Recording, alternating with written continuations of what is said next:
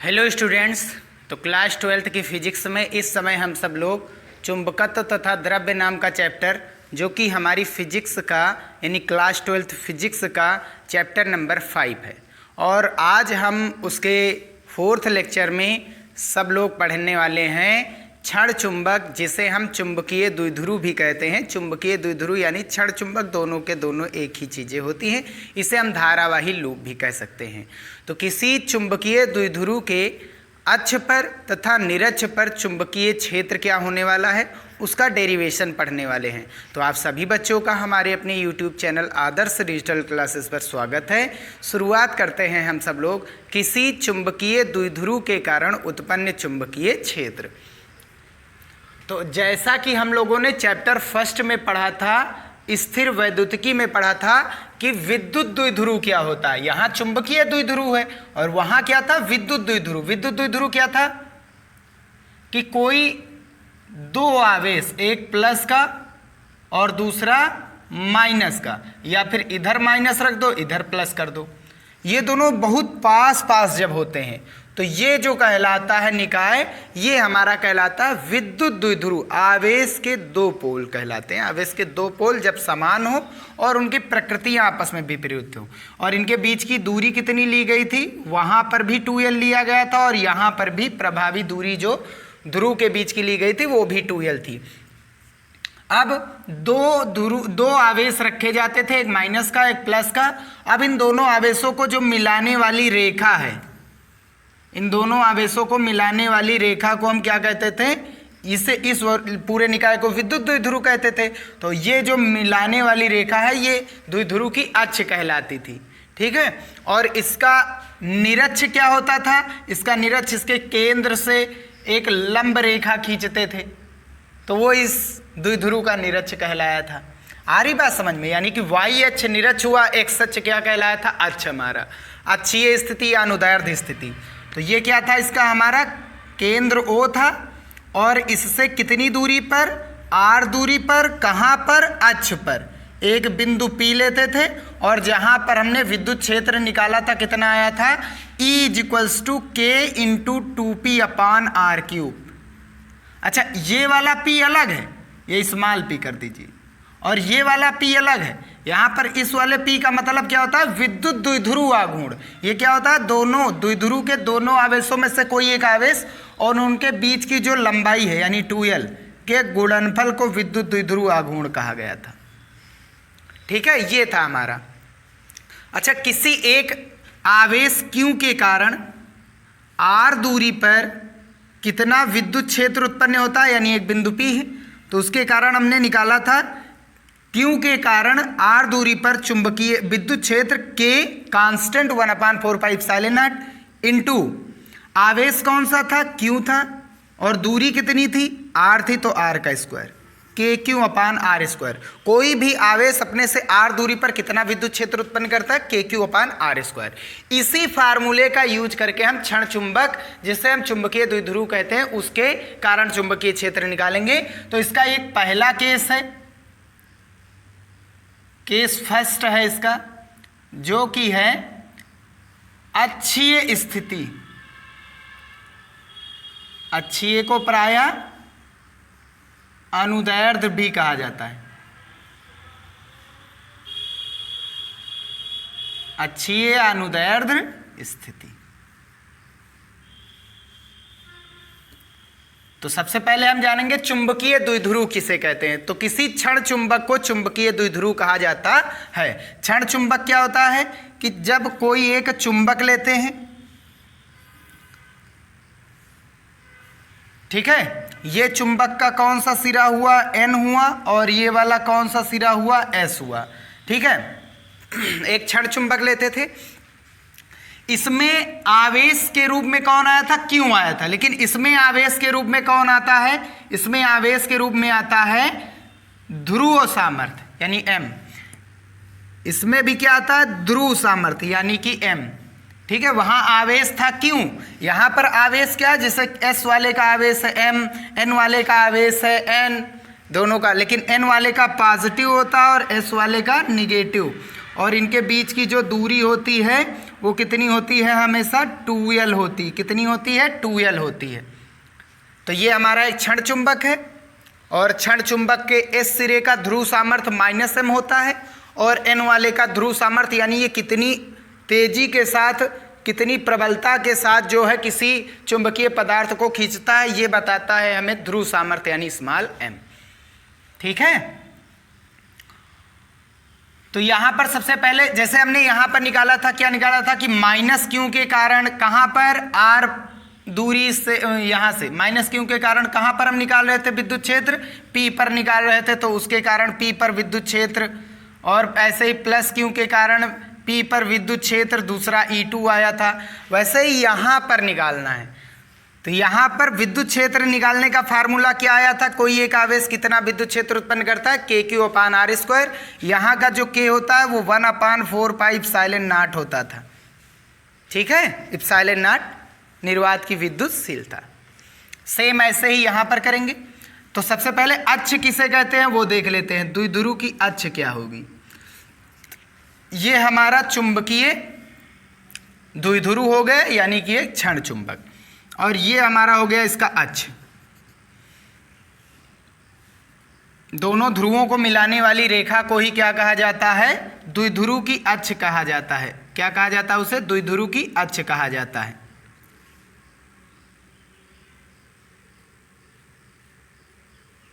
ये हो गया।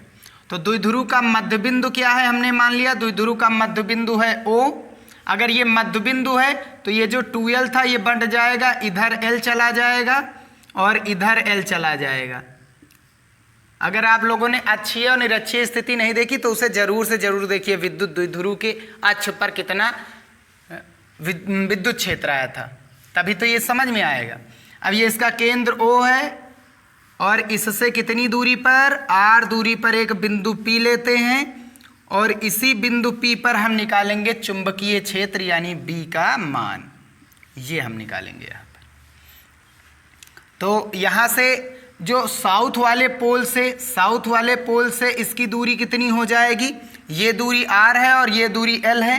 तो साउथ वाले पोल से बिंदु P की दूरी हो जाएगी r + l, और नॉर्थ वाले पोल से कितनी हो जाएगी, तो ये दूरी r है। टोटल इतनी r, हमको इतनी चाहिए, और ये r इतनी है, यानी एक्स्ट्रा कितना है r में, ये वाला l एक्स्ट्रा है, हमको इतने की ज़रूरत है भाई। m से बिंदु P की दूरी r + l, +m से बिंदु P की दूरी कितनी आने वाली है, ये टोटल r है, हमको चाहिए इतना, तो इतना हम निकाल लेंगे r से, तो r - l ये हो जाएगा। ठीक है, अब इतना हो गया। अब हम चलिए देख लेते हैं।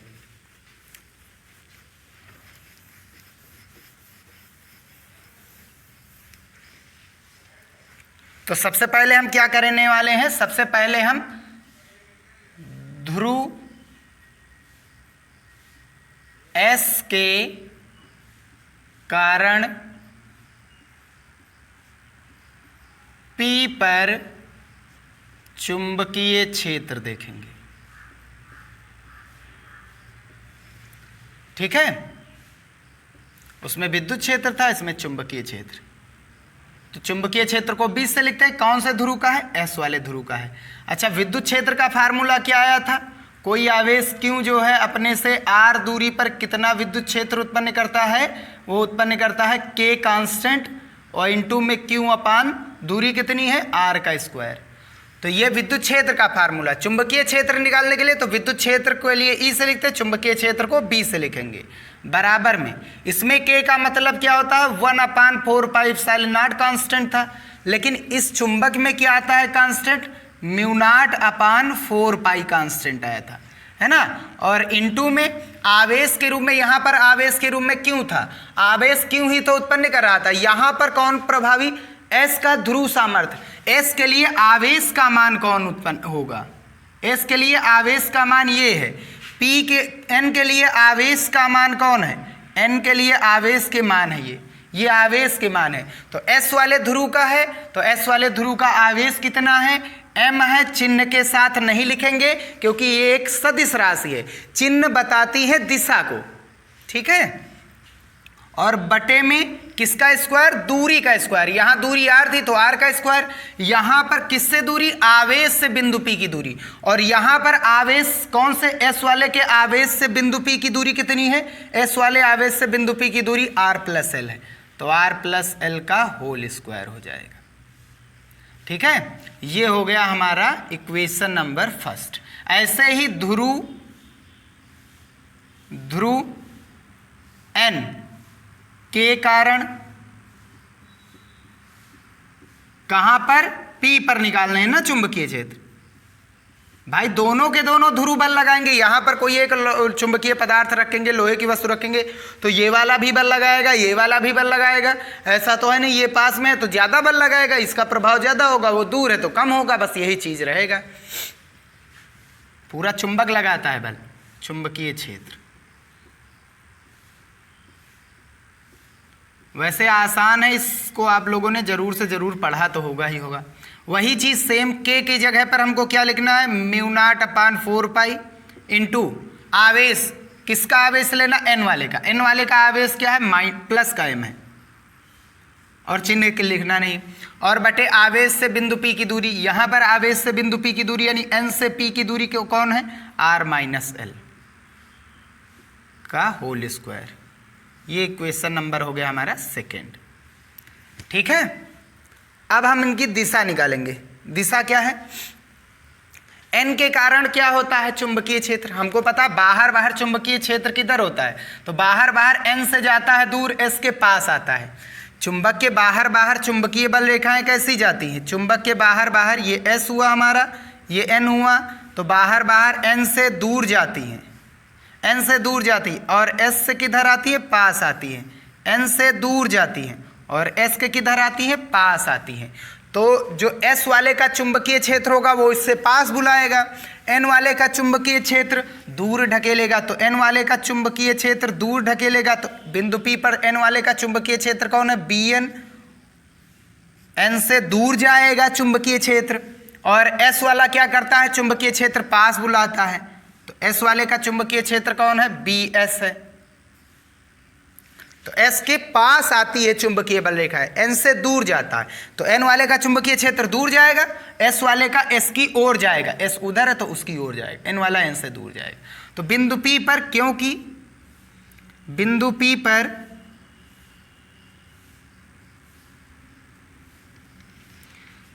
Bs व Bn की दिशा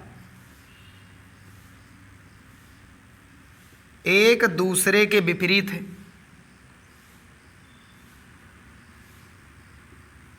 एक दूसरे के विपरीत है। और विपरीत है यानी 10 लोग इधर से खींच रहे हैं, 5 लोग इधर से खींच रहे हैं, तो फिर इसमें जीतेगा कौन, जो बड़ा वाला है। बड़ा वाला कौन होगा, किसका प्रभाव P पर ज्यादा है, n वाले का कि s वाले का, n वाला पास है तो उसका प्रभाव ज्यादा होगा। या फिर अगर ये दोनों एक दूसरे के विपरीत है, भाई एक वस्तु है, एक वस्तु है, उस पर कुछ लोग आगे की इधर बल लगा रहे, कुछ लोग इधर बल लगा रहे, तो वो वस्तु किधर जाएगी, जो बड़ा होगा बल, जिसका बल बड़ा होगा। कौन सा बल बड़ा है, यानी जिसका चुंबकीय क्षेत्र बड़ा होगा वही जीतने वाला है। आ रही बात समझ में। तो चेक कर रहे हैं किसका चुंबकीय क्षेत्र जो है यहाँ पर बड़ा है, तो जिसका हर छोटा होगा उसका मान बड़ा होगा, जिसका हर छोटा उसका मान बड़ा। जैसे इसमें घट रहा है, हर घट रहा है, और इसमें हर जुड़ रहा r प्लस l में, तो इसका हर बड़ा है तो इसलिए इसका मान क्या होगा, छोटा होगा, और इसका हर छोटा है तो इसलिए इसका मान क्या होगा, बड़ा होगा। अब क्योंकि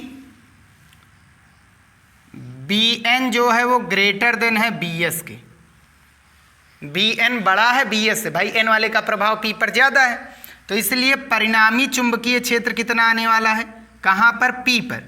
परिणामी चुंबकीय क्षेत्र कहां पर, P पर, तो वो होगा B बराबर, दोनों की दिशाएं अलग अलग हैं तो जाहिर सी बात घटने वाला है। एक ही दिशा में होती सदिश राशि तो जुड़ती अलग अलग दिशा में तो घट रही, ज्यादा वाले में से कम वाला घटा दीजिए, Bn माइनस Bs। अगर S वाला इधर होता तो S का प्रभाव ज्यादा होता, n का प्रभाव कम हो जाता है, तो s से n वाला घटाते, तो b बराबर bn कितना हमारे पास म्यू नॉट अपान 4 पाई इंटू m अपान r माइनस एल का होल स्क्वायर माइनस bs वाले का म्यू नॉट अपान 4 पाई इंटू m अपान r प्लस एल का होल स्क्वायर। अब यहाँ से कॉमन लेंगे अगर जब हम म्यू नॉट अपान 4 पाई, म्यू नॉट अपान 4 पाई, साथ ही साथ m भी कॉमन है, तो म्यू नॉट अपान 4 पाई और इंटू में m भी कॉमन है, बचा कौन 1 अपान r माइनस एल का होल स्क्वायर माइनस 1 अपान r प्लस एल का होल स्क्वायर यहाँ पर बचेगा। आ रही बात समझ में ना, है ना, जो कॉमन है उसे बाहर ले लिया गया, ऊपर कुछ नहीं बचा 1, ऊपर कुछ नहीं बचा तो 1। अब देखो इसे हल करने का तरीका क्या है, म्यू नॉट अपान 4 पाई इंटू एम, 4 पाई है भैया, इंटू एम कॉमन लेंगे, देखो नीचे वाले का गुणा नीचे वाले से, तो इसका गुणा इससे कराएंगे तो r माइनस एल और ये क्या था r प्लस एल, देखो इनका गुणा इनसे कराएंगे तो देखो यहाँ भी स्क्वायर यहाँ भी स्क्वायर, तो इसलिए हम क्या लगा देंगे यहाँ पर होल स्क्वायर, भाई दोनों का स्क्वायर। अब इसका गुणा इधर कराएंगे तो ये हो जाएगा r प्लस एल का होल स्क्वायर और फिर माइनस है माइनस, इसका गुणा इधर से r माइनस एल का होल स्क्वायर। इतने में कोई दिक्कत तो नहीं है भाई, सरल करना है, नीचे वाले का गुणा नीचे वाले से, फिर कैंची गुणा इसका गुणा इधर, इसका गुणा इधर, बीच में माइनस बीच में माइनस। यहाँ पर देखो दोनों में स्क्वायर था, यहाँ भी स्क्वायर था, यहाँ भी स्क्वायर था, तो इसलिए हमने ब्रैकेट लगा करके होल स्क्वायर कर दिया। अब यहाँ पर तो सूत्र लगने हैं, तो b बराबर कितना आने वाला है म्यू नॉट अपान 4 पाई और इंटू में m bracket a square minus b square, या a प्लस बी का whole square a minus B का होल स्क्वायर कर दीजिए, डायरेक्ट कर दीजिए a स्क्वायर माइनस b का स्क्वायर, तो ये कितना होता है एक ब्रैकेट में a plus B, r minus L एक बार जुड़ेगा और एक बार घटेगा, और एक ब्रैकेट में a हमारा है माइनस b, यानी कि ये घटाएंगे तो r प्लस था माइनस हो जाएगा और l प्लस माइनस था तो प्लस हो जाएगा, और नीचे भी क्या हो गया देखो a माइनस बी एक ब्रैकेट में a प्लस बी, तो ये क्या होता है a square minus B square, और बाहर ब्रैकेट लगा करके होल स्क्वायर था तो होल स्क्वायर। यहाँ से r कैंसिल, यहाँ से l कैंसिल, बचा क्या हमारे पास b बराबर म्यू नॉट अपान 4 पाई इंटू में m ब्रैकेट में, ऊपर क्या बचा r और r क्या होता है 2r होता है, गुणे में कर दीजिए, r और r 2r होता है गुणा, l और l क्या होता है 2l होता है, और नीचे क्या बचा हमारे पास r square minus L square का होल स्क्वायर। ठीक है, अब क्योंकि हम लोगों ने पढ़ा है कि चुंबक का जो चुंबकीय, किसी भी क्षण चुंबक का जो चुंबकीय द्विध्रुव आघूर्ण या चुंबकीय आघूर्ण यानी कैपिटल M जो होता है वो बराबर होता है दोनों चुंबकों के ध्रुव सामर्थ्य यानी M गुणा उनकी प्रभावी लंबाई, उनके बीच की प्रभावी लंबाई क्या थी 2l, तो m और 2l का गुणा कैपिटल M हो जाएगा, और क्योंकि l जो है वो r की अपेक्षा बहुत छोटा है, बहुत छोटा है, r बहुत बड़ा है l की अपेक्षा, r बहुत बड़ा है, l चुंबक बहुत पास है, तभी तो वो द्विध्रुव हुआ, तो अब इसका स्क्वायर क्या हो जाएगा और भी ज़्यादा छोटा होने वाला है r स्क्वायर की अपेक्षा। भाई किसी भी दशमलव वाली संख्या का वर्ग करेंगे तो वो और ज़्यादा छोटा होगा, तो l का मान दशमलव में उसका स्क्वायर करेंगे तो और ज़्यादा छोटा होगा, यानी यहाँ से हम क्या करते हैं l स्क्वायर को नगण्य मान लेते हैं क्योंकि ये बहुत छोटा है। बस यही कर दीजिए आंसर आ जाएगा। तो b बराबर कितना, अच्छा फ्रेम में आ रहा है ना, ठीक है, तो b बराबर कितना आ गया म्यू नॉट अपान 4 पाई और इंटू में m गुणा 2l, m गुणा 2l कैपिटल M हो जाएगा, कैपिटल M गुणा ये कितना हो गया 2r, और नीचे l स्क्वायर हमारा नगण्य हो गया यानी 0 हो गया, l स्क्वायर हम 0 मान लिए हैं, तो r स्क्वायर का स्क्वायर यानी r की घात कितना हो जाएगा 4, तो एक कैंसिल करके ये कितना बचा 3, तो चुंबकीय द्विध्रुव के अक्ष पर चुंबकीय क्षेत्र कितना आया, μ0/4π इंटू ऊपर कितना आया 2m और नीचे कितना आया r³। ये हो जाएगा इसका आंसर। ठीक है, सेम का सेम है विद्युत क्षेत्र जैसा, सेम एकदम सेम है विद्युत क्षेत्र जैसा ही है, कुछ इधर उधर नहीं है, सभी के सभी विद्युत क्षेत्र जैसे ही हैं। ठीक है, बस यहीं पर हम इस डेरिवेशन को समाप्त करते हैं, हमारा आ गया। अच्छा, विद्युत क्षेत्र का अक्ष के कारण कितना आया था, k यानी कि 1/4πε0 इंटू 2p/r³ आया था। उसमें विद्युत द्विध्रुव आघूर्ण क्या था, p, यहाँ चुंबकीय द्विध्रुव आघूर्ण क्या है, m, बाकी सेम का सेम वही है।